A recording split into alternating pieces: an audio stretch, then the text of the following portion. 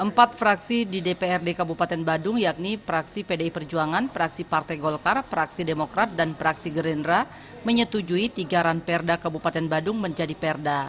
Ketiga ranperda tersebut meliputi Ranperda Badung tentang pembentukan produk hukum desa, Ranperda Badung tentang sistem online pajak daerah, serta Ranperda Badung tentang bangunan gedung.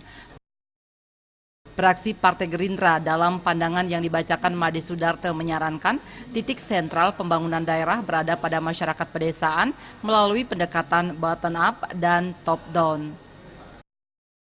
Pandangan umum fraksi Partai Demokrasi Indonesia Perjuangan dibacakan oleh Iwayan Luwirwiana menyarankan adanya penggelontoran dana desa yang begitu besar ke desa dan perbekal.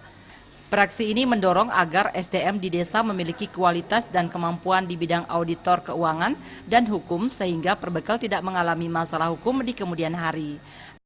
Dalam pandangan umum fraksi Partai Golkar yang dibacakan Inyoman Suke, menyoroti tentang lahirnya Perda Kabupaten Badung tentang produk hukum desa yang sejalan dengan Undang-Undang Nomor 6 Tahun 2014 tentang pemerintahan desa.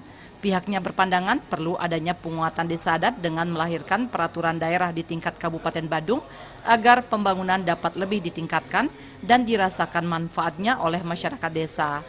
Sementara itu, pandangan umum fraksi Partai Demokrat yang dibacakan oleh Inyoman Oke Widiante menyatakan Ranperda tentang pembentukan produk hukum desa, sistem online pajak daerah dan Ranperda tentang bangunan gedung agar segera disahkan menjadi perda setelah dievaluasi oleh Gubernur maupun Kemendagri.